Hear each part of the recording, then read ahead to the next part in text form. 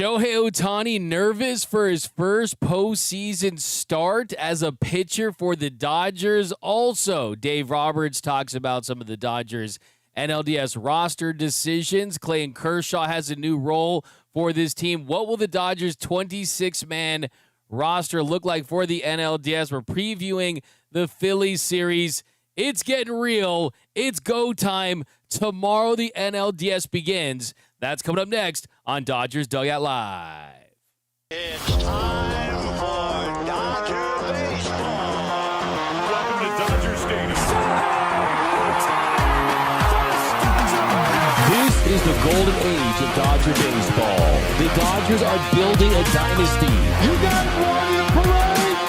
We got it, Parade! The Dodgers punch back and head to the championship series! Ohtani starts the 50-50 club. Monkey Magic! Freeman hits the ball to right field. She is gone. Start the party, Los Angeles! Your Dodgers have won the World Series! Think blue, bleed blue, and I'm out. What is up, Dodgers Nation, and welcome to another episode of Dodgers Dugout Live, the #1 Dodgers podcast and Dodgers show on YouTube. My name is Doug McKain. I cover the Dodgers for Dodgers Nation, a credentialed member of the media. You can follow me on X and Instagram at DMAC_LA. If you're new to the show, new to the channel, I know there's a lot of new viewers, a lot of new listeners because, hey, it's the postseason. If you weren't all into the regular season, now you're jumping on, and we're happy to have you. But just stay. Don't go away. Don't go in the offseason when it's free agency. We're talking about trades and signings. Don't go away when it's spring training in the regular season. Just stay. Stay permanently like most of you day ones have been throughout. So definitely be sure to subscribe if you want to support every single episode. If you want to see more giveaways, more content, hit the like button and drop a comment down below. Also comment CK3K for our latest giveaway, Clayton Kershaw 3,000 strikeout bobblehead. So definitely be sure to do that. Join the Discord. Lots of Dodgers fans talking Dodger baseball 24/7, 365. Also got a new exciting show, the LA Sports Report, that's coming soon. You can find it on YouTube, and it's going to be a show dedicated to all sports in Los Angeles, the NBA, the NFL, Rams, Lakers, Chargers, Clippers, USC, UCLA, but also lots of Dodgers talk over there, some topics that we don't hit on this show. So I'm going to be doing breakdowns over there, live breakdowns. We're going to have highlights on the screen, breaking down games in real time. So you're going to get almost just as much Dodgers content with a lot of things over there. So LA Sports Report, I'll give more info on that, though. It's a little bit of a soft launch. We'll get into that a little later once it's go time. But it's been a project we've been working on for a minute now, but drop some comments for the 7th inning stretch. We'll go to you guys in a little bit. I can't wait to talk to you guys about this series because, man, this feels like it's like the longest 48 hours in history. It really does. Can this series just start, this showdown between the city of brotherly love and La La Land, Tinseltown versus Philly? We're going to get into that next because there's so much Dodger baseball to get into. Shohei Ohtani, he spoke to the media just a few hours ago. So did Rogi Sasaki. So did Dave Roberts. We're going to listen to those. We're going to break down everything they said. I'm going to give you some factors, some things that we need to consider heading into the series. Also, we are going to predict 1 through 26, the Dodgers NLDS roster. I'm pretty sure I've got it at 100% based on just the logic, what I'm thinking, what I'm hearing. So we'll get to that too. But there's so much Dodger baseball to get into, so let's get right into it. Leading off, the hottest story in Dodger baseball. All right, the hottest story in Dodger baseball is, yes, this is the NLDS between the Philadelphia Phillies and the Los Angeles Dodgers, but it may as well be the World Series because this is the matchup that everybody has wanted all year. This is the matchup between two of arguably the most talented teams when you combine both rosters. This is a matchup between the two best teams in Major League Baseball. You've got all-stars, future Hall of Famers, the Bryce Harpers, the Kyle Schwarbers, the Freddie Freemans, the Shohei Ohtanis. Yes, you're missing Zach Wheeler for the Phillies, and that's a big blow to them and a major advantage for the Dodgers. But they also have Christopher Sanchez, Luzardo. You got really solid starting pitching for them as well. And then you got key bullpen pieces, Johan Duran versus Roki Sasaki. There's so many subplots in this one.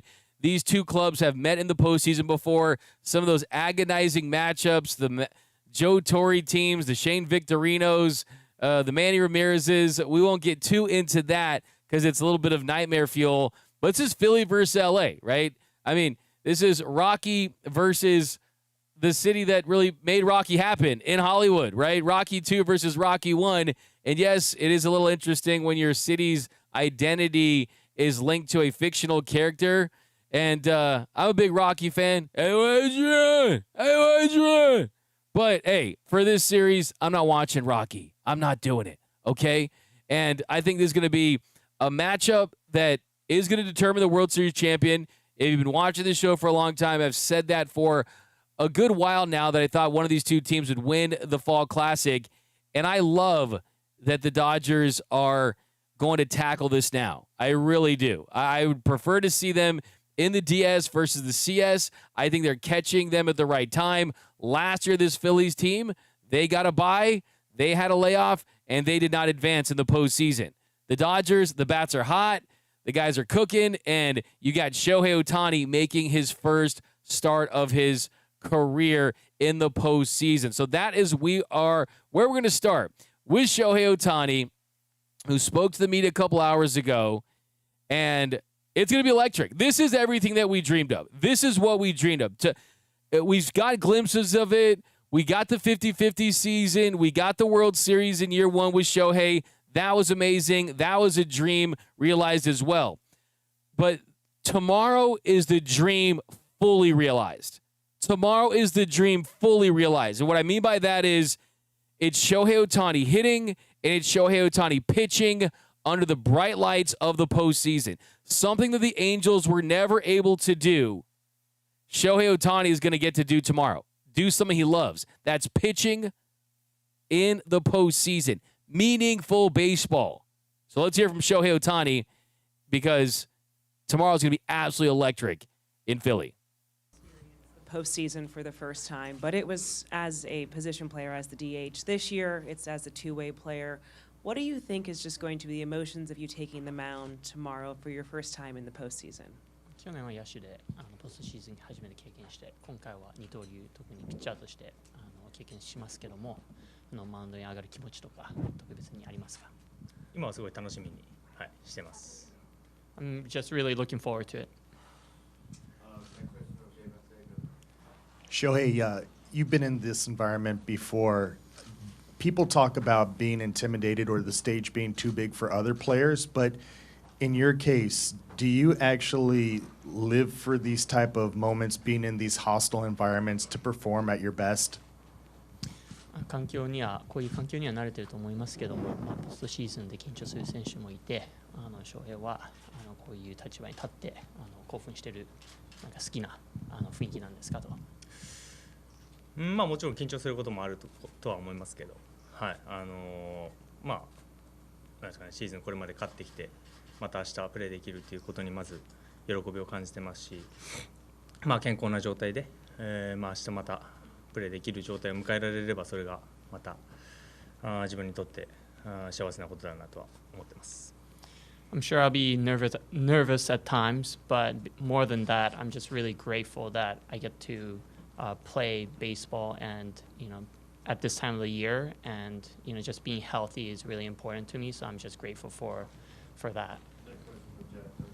Shohei, how important was that start you had against the Phillies a couple weeks ago, just in terms of being able to be that good against a team that's that talented? And was that like the first time you really felt like you had moved out of the rehab phase of your pitching progression this year? フィリーズと対戦できて、まず好成績残せたのは良かったことなのかと、それともうピッチャーとしてリハビリっていうのが終えたっていうのはもういい意味で良かったですか？そう、最後までシーズンの最後まで使ってしっかりとリハビリの過程を終了できたっていうのはそれ自体が素晴らしいことでしたし、素晴らしいチームを相手に、僕らはワイルドカードで勝ち上がってきている立場なので、挑戦する気持ちを持って、素晴らしいチーム相手に自分たちの野球をしっかりできれば十分に勝機があるんじゃないかなと思ってます。Yeah, I'm very glad that I was able to end the rehab progression at that moment, and specifically about the postseason and facing the Phillies. They're a really good team. With that being said, we're coming up through the wild card side, so we're in a position to be the challenger.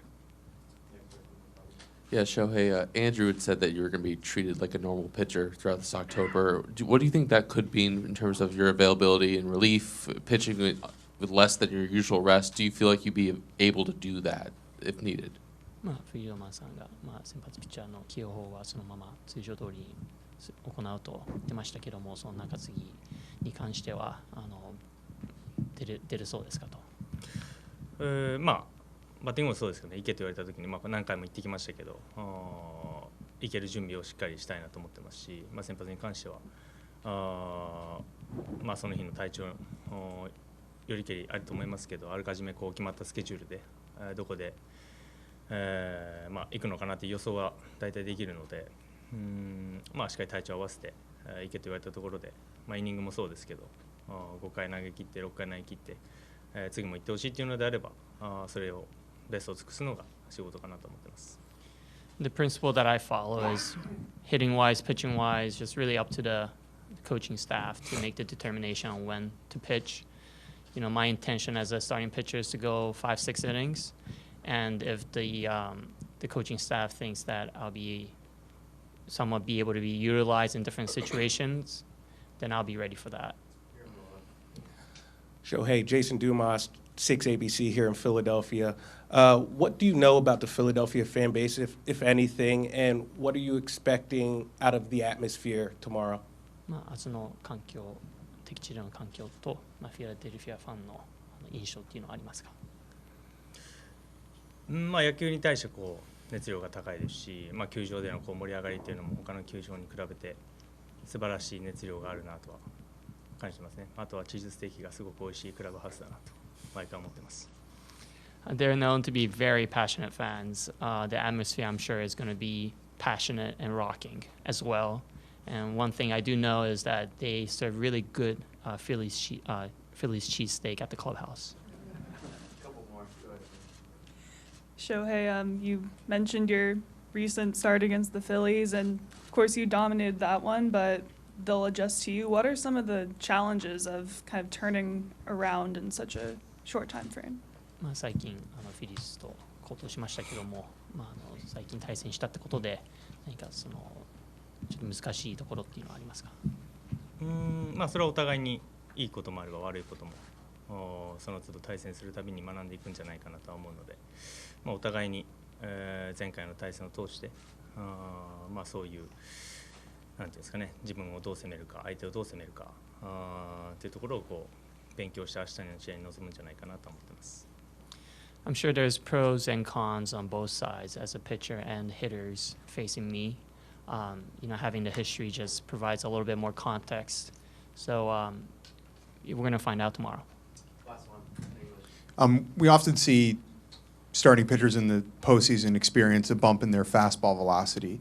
Is that something that maybe you anticipate happening to you tomorrow? And if so, how do you kind of plan to channel that adrenaline in a productive way? ポストシーズンではちょっと球速が上がるっていう傾向がありますけども、何かそのエキサイトとかそういうアドレナリンを使ってのその戦略の仕方とかっていうのはありますか？どうなんですかね。試合になった方が球速が上がるタイプのピッチャーもいますし、あまり変わらないっていうタイプのピッチャーもいるとは思いますけど、僕はどちらかというと試合の方が球速が上がるタイプではあるので、あとは全体のバランスがやっぱりどうしても大事にはなってくると思うので、興奮することは悪いことではないですし、それをしっかりと制御して、試合を作っていくっていうのが大事かなと思ってます。Yeah, I'm aware that there are pitchers who get excited and their velo goes up, and there are some just stays pretty much the same. And if I were to pick a side, I'm probably the one that really the velo goes up.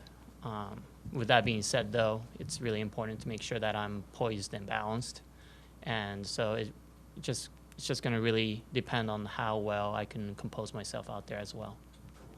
So there was Shohei Ohtani, the couple of things that stood out there saying, hey, he's open to being a reliever. He's already talked about being open to playing the outfield if it means him coming in as a reliever and for him to stay in the game, since they have not changed that rule where Shohei Ohtani would have to go to another position, an outfield spot, to remain in the lineup. Andrew Friedman thinks they should change that rule, and I do too. Whatever it takes to keep the best players in the game on the field, I think is what's best for the game, but they're not going to do that now, so these are the rules, and it's still an unlikely scenario because this is your game one starter, and you also have an influx of talent in that Dodgers bullpen as it is.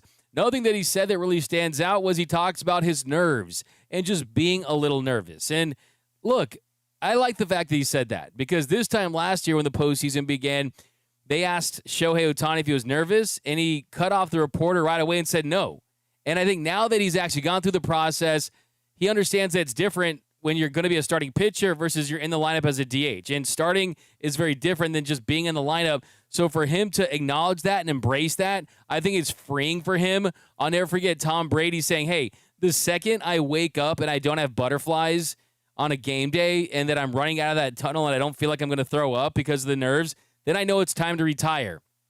Nerves are a good thing.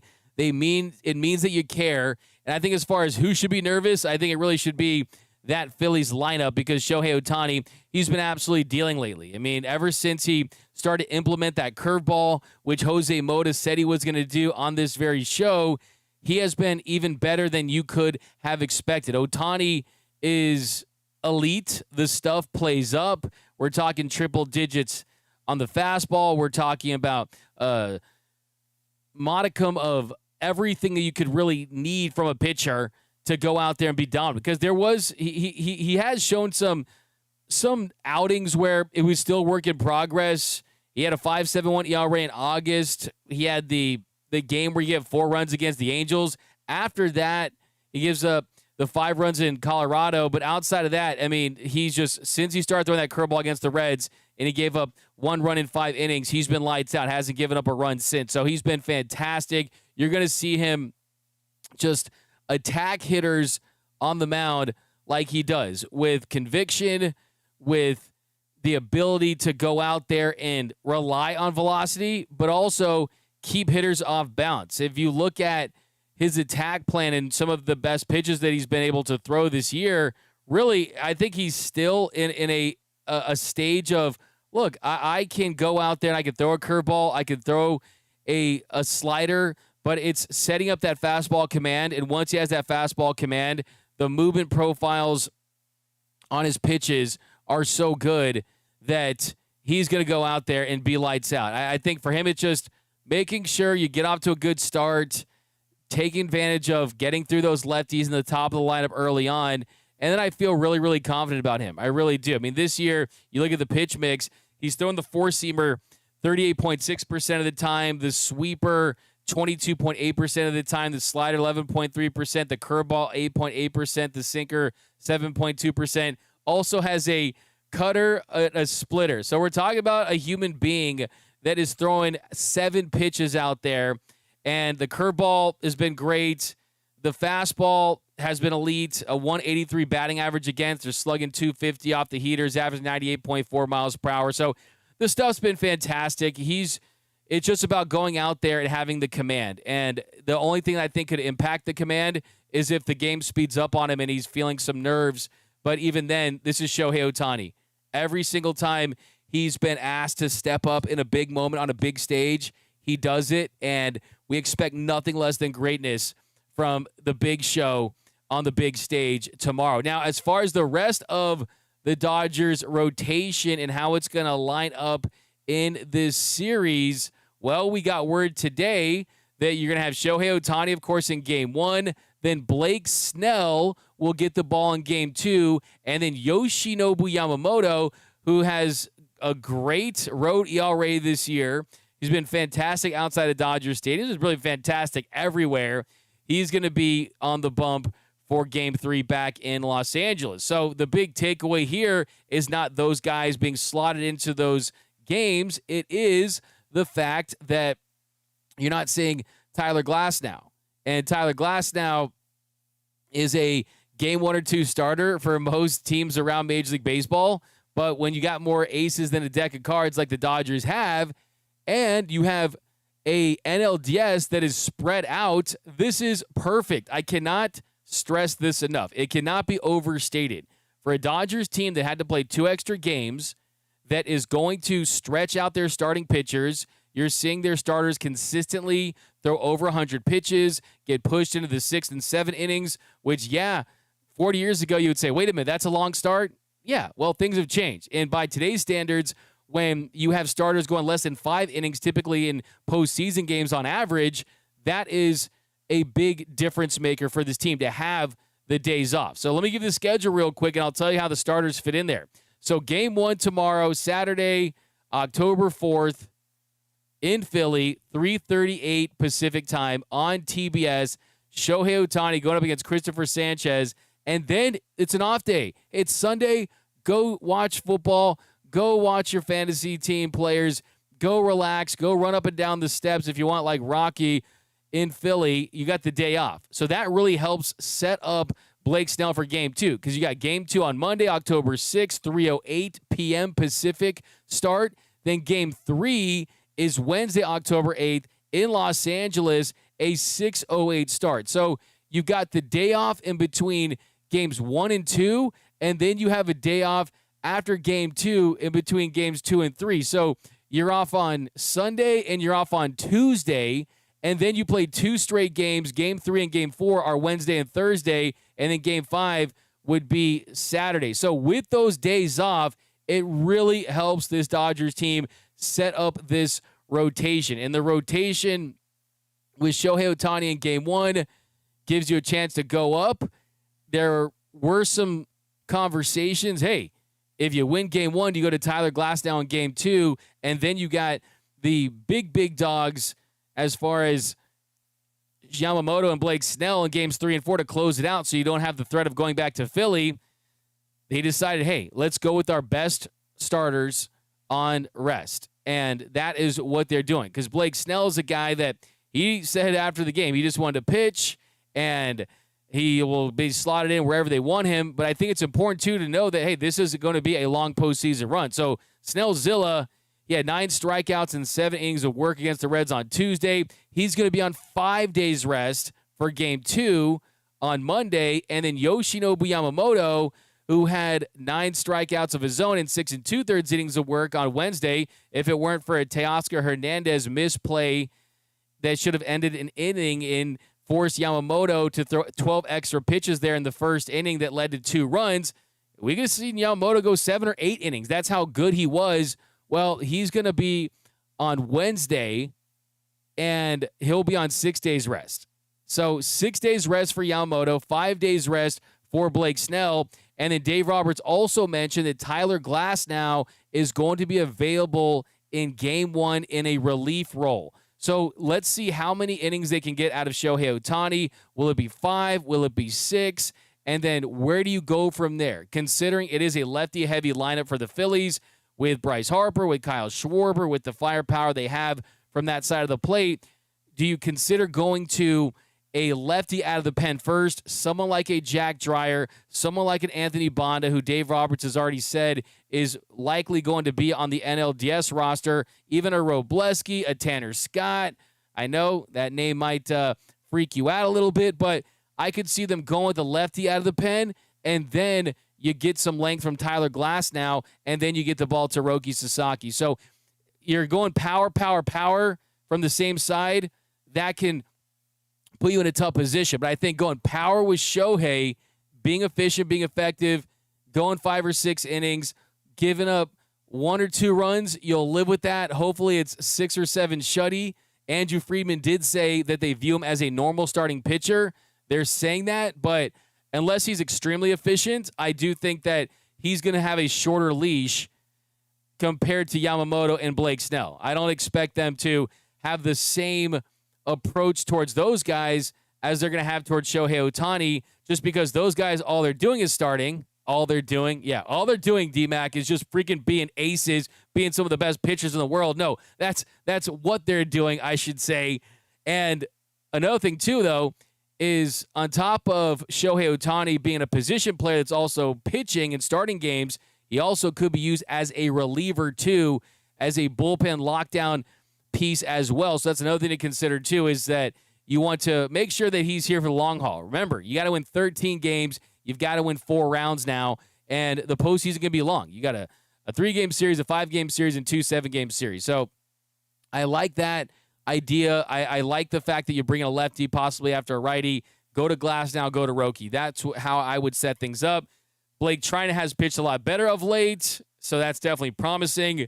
But I think early in the series, until you have a lead in the series, I want to see Tyler Glasnow get that opportunity, because Glasnow hasn't pitched in a while. We have not seen Glasnow on the mound, and he has not pitched in one of these high-intense postseason games yet. So you got to get his feet wet in the postseason. Last time we saw Tyler Glasnow would be last Saturday against the Mariners, where he pitched just 3 innings, by the way.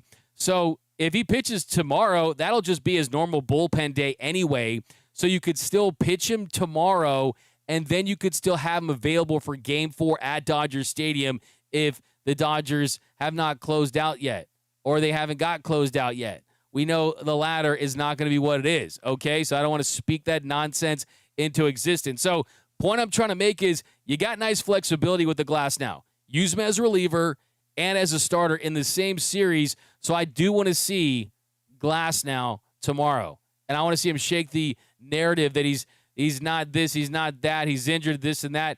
My man is available in the postseason, all right? You guys talking glass armed, that was glass then, this is glass now, okay? Show some respect for Tyler Glasnow. So that's definitely going to be big. You got those options. Game 5, too, would be on October 11th. So the reason why this schedule is so awesome, it's so advantageous for this Dodgers team, is you get Shohei Ohtani for Game 1, day off. Blake Snell for Game 2, day off. Yamamoto for Game 3. Glasnow for Game 4. Shohei Ohtani for Game 5. So Shohei Ohtani, as far as overall stuff, takes a backseat to no one. It's a fun argument to have. I mean, Blake Snell's changeup was so nasty the other night that I think you can make the case he has the best stuff. Yamamoto has the best stuff. These are champagne problems, right? It's just like arguing who's the richest billionaire in all of this. All of their stuff is fantastic, but I like the fact that this sets you up to go down swinging with the dominant Shohei Ohtani going twice in the same series, and this is what this pitching situation sets up to do. I love the way it lines up. Yes, the Phillies, they got pitchers that drive Benzes too. There's no doubt about it. And still, the Dodgers have an advantage because Zach Wheeler, he's a top 5 to 10 pitcher in baseball. He's out for the year. Aaron Nola is not going to get a start this series, most likely. Walker Buehler could get a start, but you think what they're going to do is you're going to throw the lefties. You're going to throw the lefties at the Dodgers. 3 lefties against this Dodgers team that has Shohei Ohtani and Freddie Freeman. And Freddie Freeman, we know he can hit lefties. He's going to go have that approach where he's going to try to poke those sliders into left field. He's going to cheat on some two-seamers probably on the inner half if he needs to. He finds a way to get the job done. But the truth is you're going to see an onslaught of lefties with Christopher Sanchez, Jesus Luzardo, Ranger Suarez, and I think that's going to be the approach. You could also see Walker Buehler potentially get a start in this one, and hopefully Walker Buehler, who I did talk to a few weeks ago at Dodger Stadium, and I said, hey, Buehler, hey, Walker, this is the biggest nightmare for Dodgers fans, having to potentially face you in the postseason, and he just smiled. And he just said, hey, you guys know how much I love to pitch in October. So hopefully he'll be once a Dodger, always a Dodger. And, you'll get the Walker Buehler regular season experience from early in the year, not the one we've seen of late where he's pitched well. But I do think he's going to pitch in this series at some point, whether it be in a relief role for multiple innings. I do think that if it comes down to it, they could get desperate, ask him to make a start possibly in Game 4. But we'll see how that plays out. But the advantage for the starting rotation, there is no debate here. The Dodgers have a clear-cut advantage. Not only do they have the better talent, even though Christopher Sanchez is a really good starting pitcher, he's probably going to finish behind Paul Skeens for votes for the National League Cy Young. He's right there with Yamamoto for in the conversation for best starter in the National League, not named Paul Skeens, or in baseball, really, quite frankly. But the Dodgers, they scored a couple runs on him. They scored 4 to be exact. And Alex Call, he got a home run off of him. Will you see Alex Call in the lineup tomorrow? We'll talk about that in a little bit, but that's what you need to know about the starting rotation. Dodgers have the advantage. Luzardo's solid. Christopher Sanchez really good. Ranger Suarez can get it done. But really, it's going to be about this Dodgers offense attacking the zone, making sure they're finding their pitches in the zone and not expanding and trying to get into that Phillies bullpen, because we know that's going to be what the Phillies are going to try to do to the Dodgers. They're going to try to do everything they can to get to the Dodgers pen, because that's where they are vulnerable. So that excites me. I mean, I love this rotation. I love the way it sets up. I love the schedule makers for giving this day off.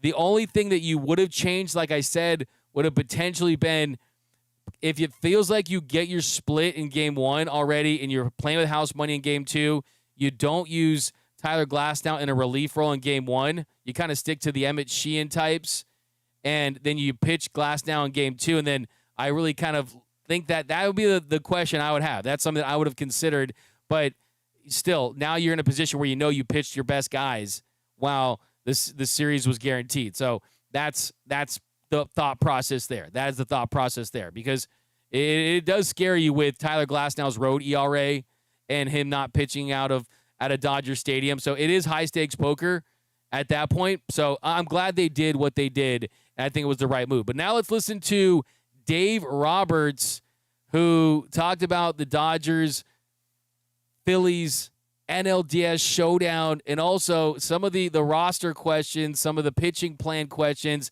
that we are going to get into after this. Do you plan on carrying all 3 catchers again? He's getting better each day. He's going to participate in live batting practice here shortly, so we'll gather more information. But if it goes well, we'll carry 3 catchers.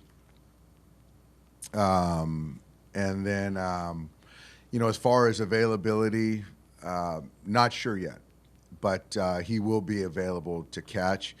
Just trying to, be mindful of haven't caught in a long time, and then kind of looking at the series and the capacity he could take on. So those are things that are kind of going through, our heads right now. But yeah, expecting this live BP to go well, him active, and then from that point on, we'll kind of figure out from there.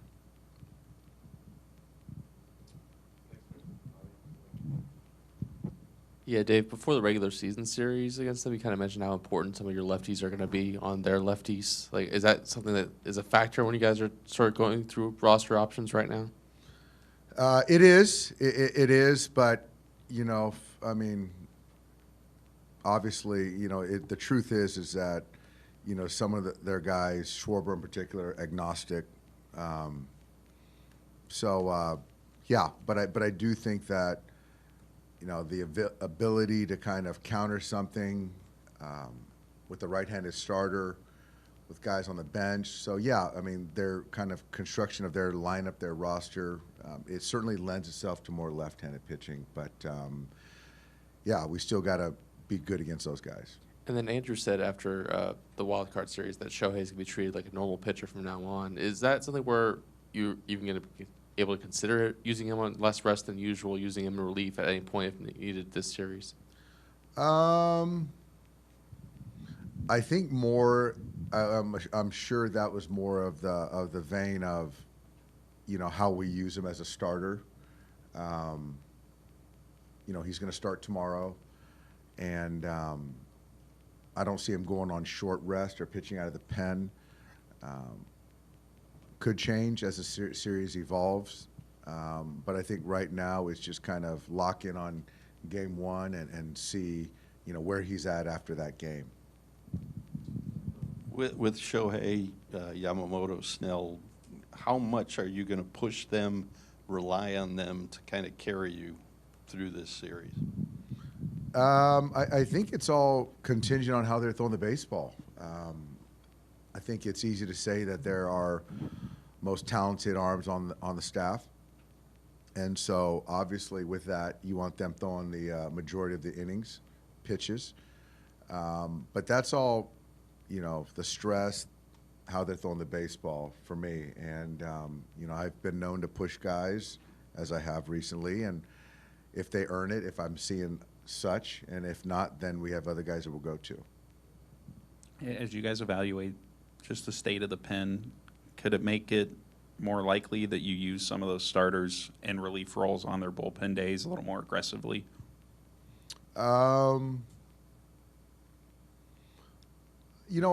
don't think so. I don't think that you're talking about Yamamoto, Snell, Shohei. Probably not. But obviously, we've got Glass is going to be on the roster. He'll be available in game one. So having that length, that arm is huge for us. And obviously with Emmett's ability and length, and we've already sort of done that. So that's kind of how I see it right now. And then with that start that Shohei made against the Phillies a couple weeks ago, was that the first time to you he looked like he was out of the rehab mode and like back to being a true starting pitcher? I think so. I think even right before that start, he said he was out of the rehab mode, and obviously you're playing a very talented team in the Phillies at that point in time. So you saw a really good Shohei that night. Dave, we've all assumed how you may line up your rotation in this series, but how do you see Game 2 and Game 3? Yeah, so I think that, we're thinking about Yamamoto or Snell than Yamamoto, and I think just having the ability for Glass to be available Game 1 is huge, and then pitch a potential Game 4 is also huge. So that's kind of what we're thinking right now. Do you see Kershaw fitting into this series at all? Yeah, he'll be on the roster, and he's going to be out of the pen and used as such. Dave, you spoke about using Roki and leverage after the wild card series. How, would you put him in a safe situation? I would. I think that the way he's handled himself up to this point, there's been no signs for me, which I had assumed, that the moment would be too big. And I have full confidence in whatever leverage role we put him in. Do you think that the way that Roki has risen to the occasion and kind of adapted to this new relief role so quickly can kind of spark the rest of the bullpen in a sense? I think so. I hope so. I hope it's something that energizes the guys in the pen, motivates them, because everyone wants innings and opportunities, and so hopefully with what Roki's done, motivates guys to go after guys and pitch well, and so they can earn those opportunities as well.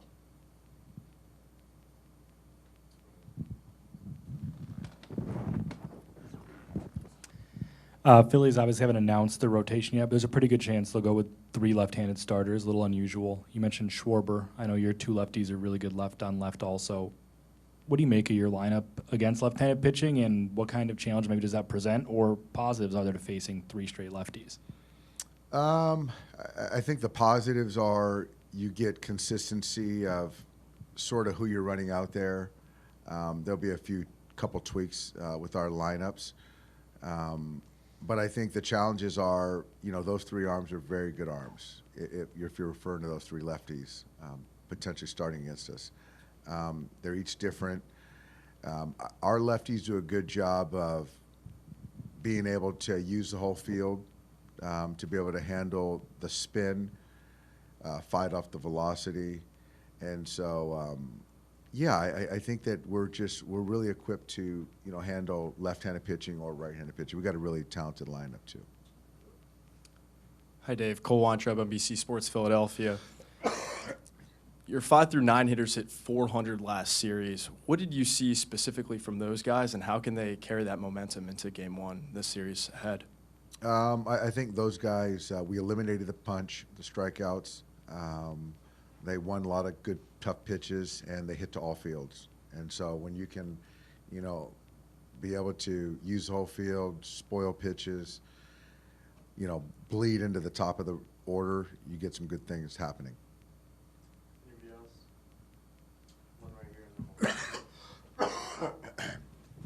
Shohei mentioned he's okay to stretch out the innings, like possibly 6 or probably, I don't know, 7, but like what's going to be your plan? And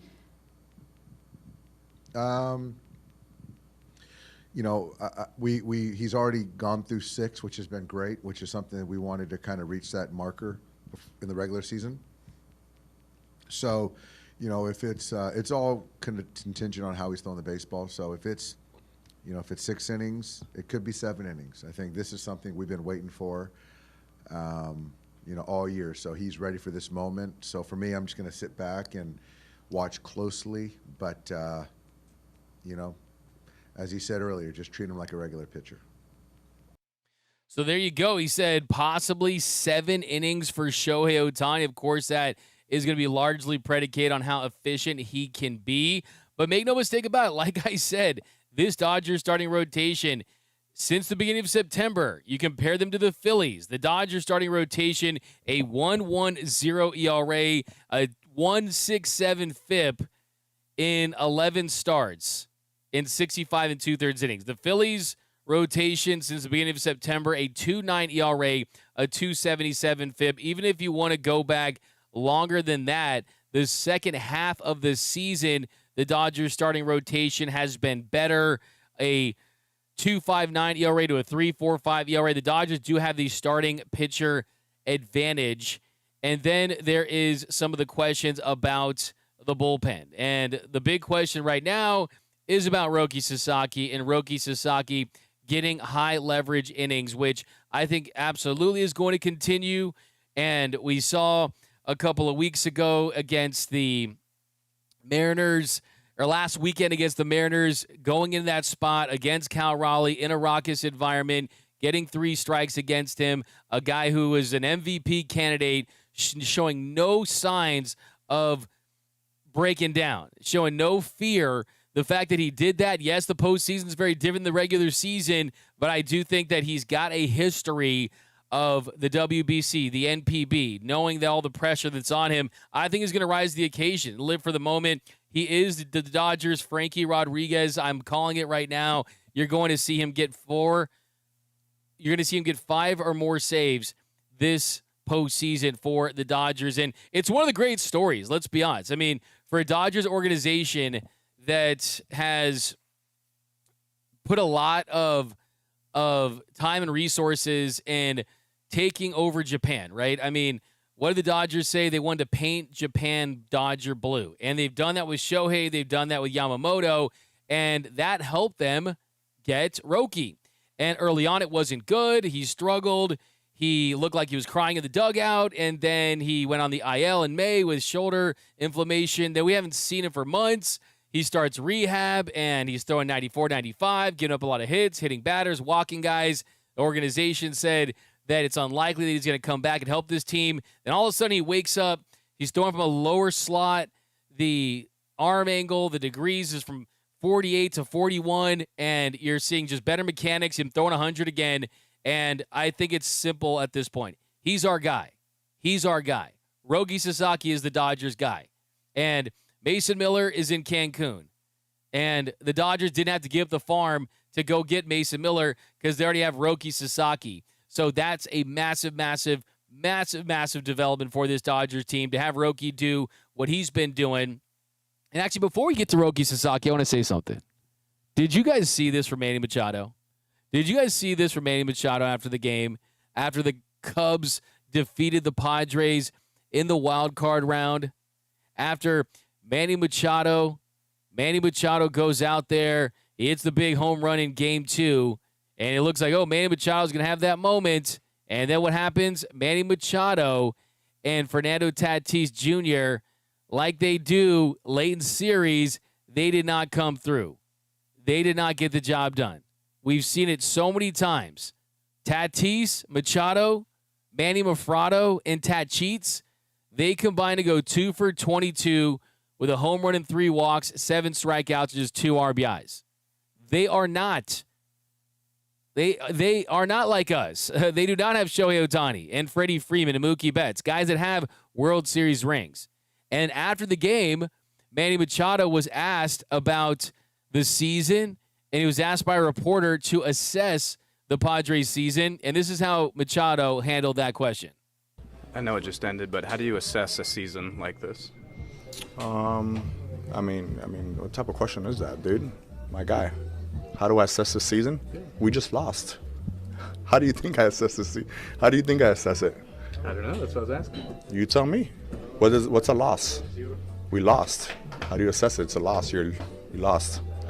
Fair enough. Come on, dude. I mean, you could ask better questions than that. Let's go. Come on. Thank you. Appreciate it. You gonna wait till the last second to ask that question? Come on, bro. No offense in that. Like, what was wrong with that question? All he said was to assess the season. All Manny had to say was, yeah, we didn't win the World Series. That was our goal, and anything short of that's a failure. Like Juan Soto did last year. Like Clayton Kershaw has done before. That's not an out-of-line question. That was a salty Manny Machado who is embarrassed because he knows that he's supposed to be the leader of that team.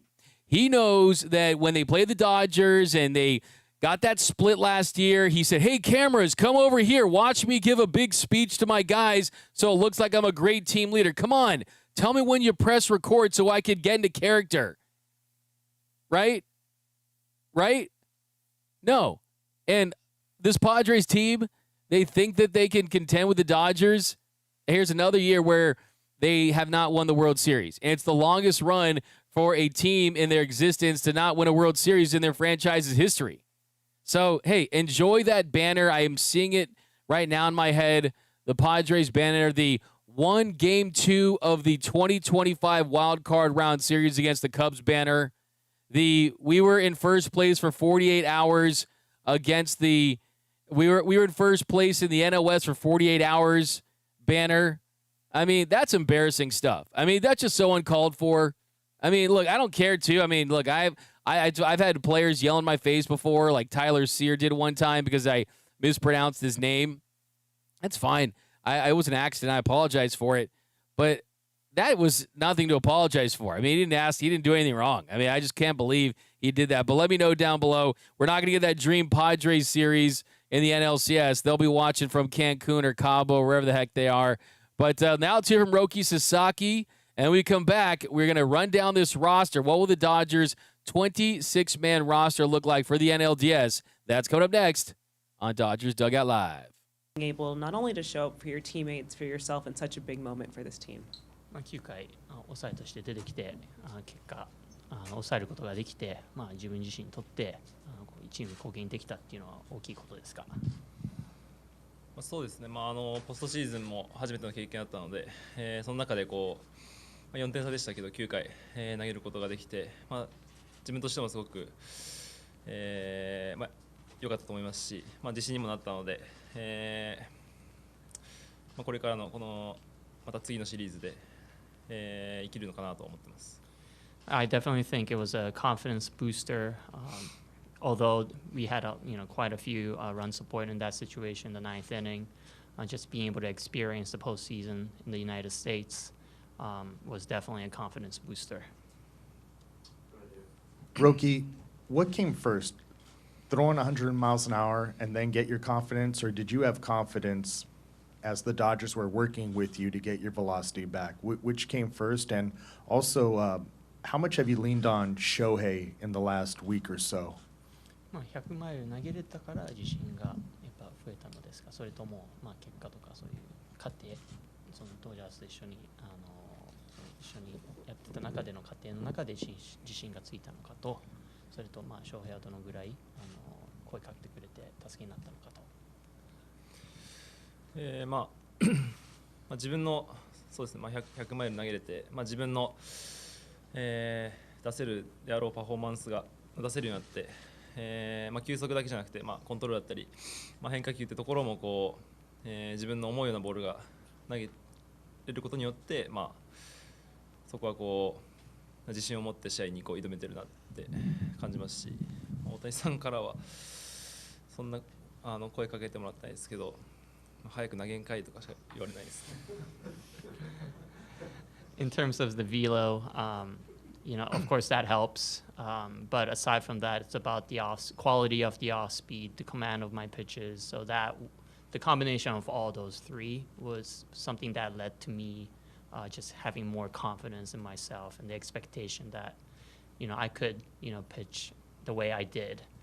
In terms of Shohei, he hasn't necessarily said much to me except aside from, hey, when are you pitching again? Yeah, Roki, what do you like about pitching in relief and what do you not like? リリーフでピッチングするとのいいところ、難しいところっていうのは何でしょうか。そうですね。短期間のこの今ポストシーズン限定で中継ぎなんですけど、その分なんていうんですかね、準備に時間をかけて、球数を多く時間をかけて、投げても、今の期間は体力的には持つと思うんですけど、シーズンでそれができないと思うので、そういった意味でこの準備の難しさっていうのは、中継ぎでは感じますけど、毎試合毎試合、なんていうんですかね、チームの力になれるっていうところではそういったところの面白さはあるのかなと思います。The difficulty of pitching in relief is, I'm sure in the regular season, just the way that I'm warming up, I'm warming up, it takes a while to warm up. So, in a, playoff format, I think I'm able to do that because I do have the stamina as a starting pitcher. But over the course of a longer season, I don't think it's a sustainable way for me to prepare to pitch each, postseason game as a reliever. The fun part about relieving is the opportunity to be able to contribute to the game, to the team every day. Shohei is making his first postseason outing tomorrow. You have already pitched in the postseason. I'm curious, how would you convey what is different about that experience compared to the regular season? もう朗希はポストシーズンで実際投げてますけども、翔平はまだ投げてないってところで、そのポストシーズンで投げる違いっていうのはどう感じてますか？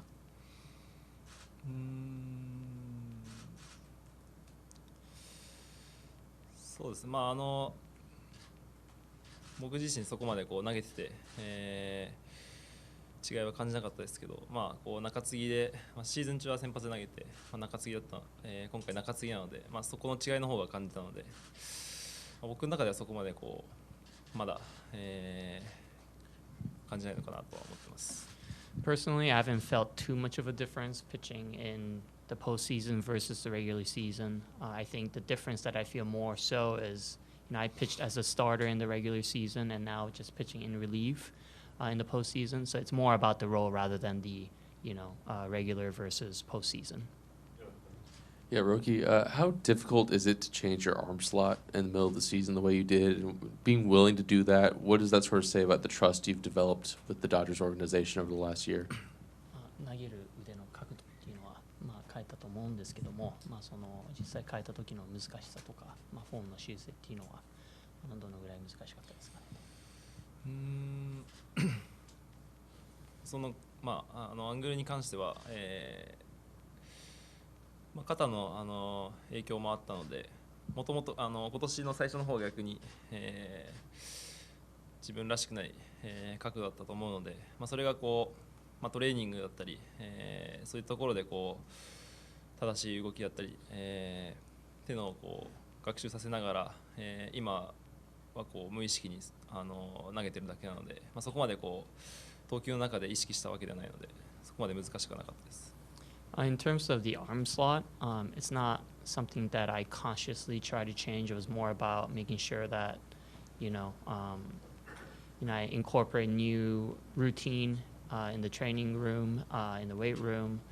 And so in terms of I haven't really made a conscious adjustment. So no, it hasn't been difficult. Roki, now that That's pretty interesting stuff because, he definitely changed that arm slot. He did drop it a little from 48 to 41 on average, something like that. I'm pretty sure that was a conscious decision. But, yeah, the bottom line is he's having a lot of success right now, and he's been the hopefully going to be the savior to this Dodgers bullpen, and he's going to be a big reason why they win another World Series because the other guy that we're supposed to rely on was Emmet Sheehan. And Emmet Sheehan did not look great. Yes, he's getting used to a new role. Yes, Alex Vesia was using a role where he's using a blowout, which is an unfamiliar role for a high leverage reliever like Vesia. So I'm sure that wasn't a great situation for him. But I do think one thing we can take away from that is Dave Roberts being extremely short leash with some of these guys. They're not messing around. The fact that Dave Roberts came out there and changed pitchers mid-at-bat, yes, was probably a little bit embarrassing for Emmet Sheehan, understandably so. But in that situation, Emmet Sheehan was removed mid-at-bat with a 1-2 count, and they bring in Alex Vesia, and Alex Vesia comes in, and he ends up getting Benson. So, yeah, the point I'm trying to make is they're going to be extremely selective with the way they deploy their bullpen. And now let's talk about some of these questions here. And we're going to do a big preview show tomorrow. I've got a guest, so we're going to talk about that. But a couple things we're going to talk about in this one, kind of some things that could go wrong. And we know the offense has been really good lately, so we're not going to talk too much about that. But as far as the roster goes, let's break it down. So the NLDS roster, you got Ohtani, Betts, Freeman, Teoscar, Pages, Muncy, Edman, Kike, Ben Rortvedt, Miguel Rojas, Alex Call, Will Smith, and Dalton Rushing. So Dave already said that he is going to take 3 catchers. So that means you've got Smith, who really, if he does catch, we'll see, but it's more of a pinch hitting option. We're probably not going to see him start this series. And with the way that Ben Rortvedt's handling the pitchers, honestly, you look at the net of that with Ben and his ability to hit now. I mean, he got the big double the last game. He's putting the bat on the ball. He can lay down really good bunts as well. I think the Rottweiler can certainly provide a lot of value. Benny Bicep certainly can. And Rushing is another guy, a left-handed power bat off the bench can give you that. No Conforto, no Justin Dean. Justin Dean was supposed to be a defensive substitution option, and the one opportunity he got as a defensive sub, he didn't make the play. And he overran a ball and incorrectly dove for a ball that he didn't need to dive for and wasn't able to make that play and extend it in an inning and wasn't able to get an out. And then Ha-Seong Kim. I don't think Ha-Seong Kim makes the roster. I think Ha-Seong Kim is left off the roster because what role does he have against this heavy lefty team? You're not going to love him in the lineup as a lefty. He doesn't have a role as a pinch hitter because you got Rushing there to be that pinch hitter off the bench if you need a left-handed bat.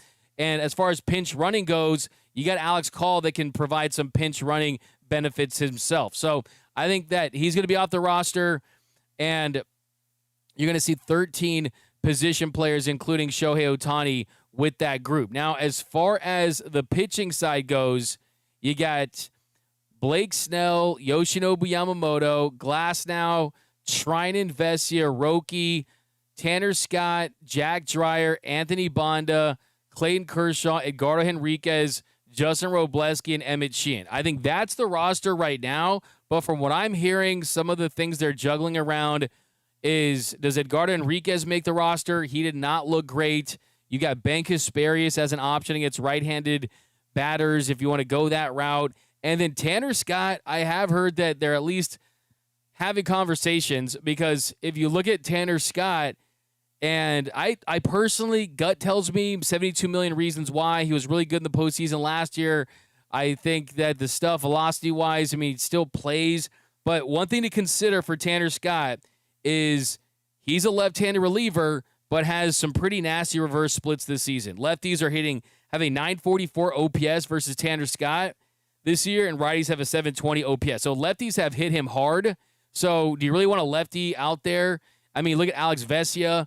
Bryce Harper hit that big home run off of Alex Vesia in the series in mid-September. We know Bryce Harper is a guy that likes to hit elevated fastballs, and that was the home run off Vesia, was an elevated fastball. Same thing with Tanner Scott. So I think he probably sneaks on. I think there's a better chance they leave Henriquez off. But Kershaw's back in there, coming out of the bullpen. Dave already said today, they've already said that Anthony Bonda was most likely going to be on this roster. Anthony Bonda, talked to him. He looks like he's in good spirits. I think Justin Robleski, the ability to give you multiple innings and high leverage innings, I think is a plus for him. Jack Dreyer, I think, is one of those first couple lefties out of the pen. I like the fact that Jack Dreyer can keep the ball low, and it's not a guy that's going to elevate as much. And that's what Schwarber and some of these Philly hitters can feast on So I think that's there right there. I think the notable name on the position player side is going to be Haesung Kim, and I think on the pitching side, Edgardo Henriquez is a name to watch. I honestly think Tanner Scott's a name to watch. I know it sounds insane. I'm not saying it's official or anything like that. But I think there is some conversations at least that are being had about it. But we'll see. I think ultimately he finds his way on the roster just because he has that upside and he is a high leverage guy.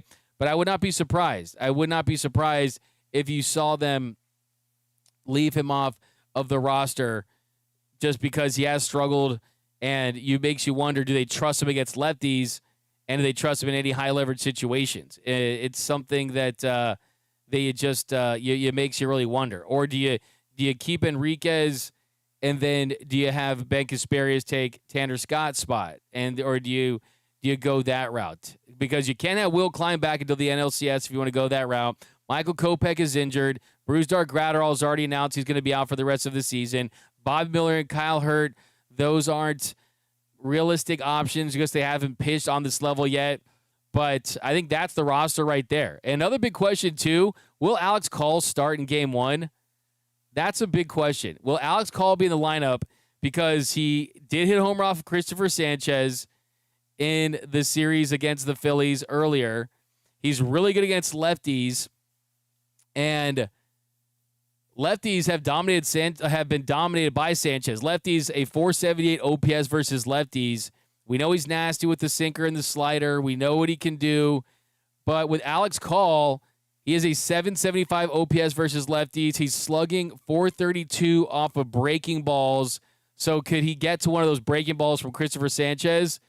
That's interesting. He has 2 home runs and 10 at-bats in their matchup. So I don't know. I still think at the end of the day, they're going to want to go with their guys with Kike Hernandez in left and Max Muncy at third. But it's pretty interesting because Max has been dealing with some injuries, the oblique, and then he got hit in the head and he was fuzzy, Dave said. And then Kike Hernandez, he left Game 1 with back tightness. If you had Alex Call in left field, would you have Kike in there versus a lefty in place of Max Muncy, and you just use the injury excuse? I mean, that's tough to do because Muncy was already in there for the first couple of games, and he got a hit. And then if you're Kike Hernandez, do you really want to play third base with a back issue? I mean, you guys know this is the 1-year anniversary of me having back surgery. I couldn't walk for 9 days, and all I got to say is if you're playing third base, you kind of got to creep down and bend over. Do you really want to play third base with a back injury? So I do think that at the end of the day, it's so early in the season, you're going to go with your guys, but it'll be interesting to see how they use Alex Call. I think Alex Call is going to get some calls during this series, and he's a name to watch. I'm not ready just yet to say he's going to be in the starting lineup or anything like that, but I would not be completely shocked. It could be a creative move for them to go, and you use the injuries as an excuse as far as, okay, why aren't you going with this guy? They're a little banged up, and I liked him versus a lefty. I could totally see that. But at the end of the day, I would kind of just prefer to keep them in there. I'm not going to lie, with Muncy and Kike Hernandez, and kind of go with a cohesive lineup. Another name to consider, too, is Miguel Rojas, hitting .295 with an 879 OPS versus lefties. Do you have Rojas at second in this one? And if you do, what does that mean for Tommy Edman and the outfield picture? I mean, I think you need Andy Paz, of course, in the lineup versus a lefty. So I fully expect, unless Tommy Edman is dealing with the ankle injury, probably going to see him in there as well. But all right, guys, tomorrow we're going to do a full-blown super preview, so be on the lookout for that tomorrow morning. But let's take some comments. Let's take some comments here from you guys. D-Mac, how would you assess the Dodgers season? I see what you did right there. That's a good one. I would assess it as it is a work in progress. It's 8-ball. Magic 8-ball, ask me later. And hopefully later I'm going to tell you they won a World Series. 4-seater, 777, 499. Do you think that the Phillies will be aggressive against Shohei or take pitches to get to the bullpen? That's a really good question just because their hitters like Schwarber and Harper, they're going to get the green light when they want to. But I do think that they realize that even though they're saying that Shohei is being used as a normal pitcher, and I think that they are willing to go 100 pitches for Shohei. There's no doubt about that. But I do think that the recipe for this Phillies team, the path to victory for them. If you're asking me, how do the Phillies beat the Dodgers? How do the Phillies advance and beat the team that's now the Vegas favorite to win the World Series, the Los Angeles Dodgers?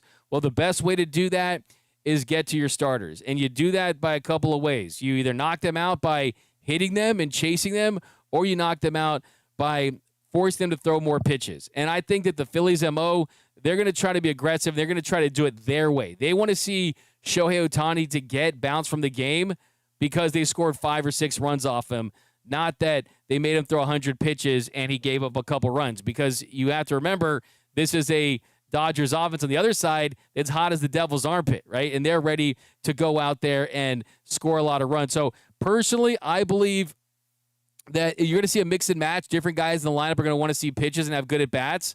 But Shohei throws strikes. I mean, he really does. I mean, Shohei Ohtani, he definitely is a guy that is not afraid to fill up the zone. I mean, I think if you're Shohei, he's going to know the game plan against them too, and he's going to try to be efficient because he knows that for him to have the biggest impact on this game is to have that efficiency.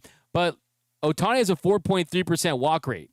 That's elite. So he's not a lot of guy. He's not like guys that walks guys. He challenges hitters. So I expect him to do just that in this one. All right, a couple more here, guys. We've got their welcome banner was hanging at Petco Park. Season done. We lost again. That's from Kugrief Sessi. Yeah, season done. SD stands for second to the Dodgers.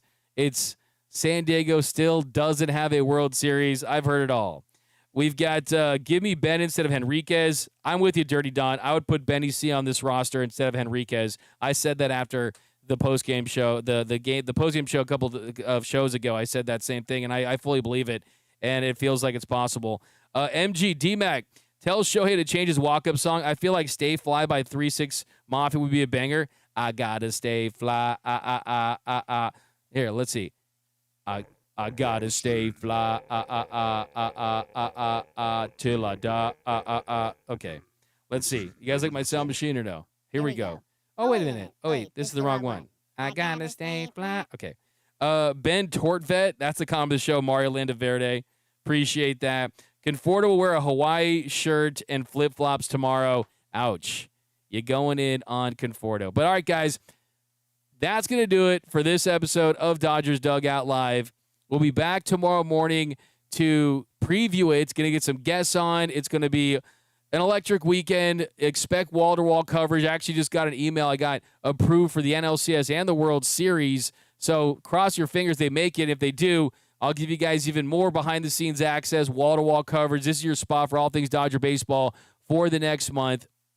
And be on the lookout for that new show. Lakers fans, Rams fans, Chargers fans, USC, UCLA, LAFC, Kings, and mainly Dodgers fans too, because we're going to do some different Dodger stuff you won't see here, over there, live breakdowns in real time, all that cool stuff. So be sure to check that out. The LA Sports Report, you can find it on YouTube. I'll drop some links. I'll tell you more about that later. Just want to give you a little quick primer on that. But thanks again, guys. I know it was a jam-packed show, but hey, let's get ready. One more sleep until Philly. Let's do this. And we do some predictions tomorrow, some bold predictions.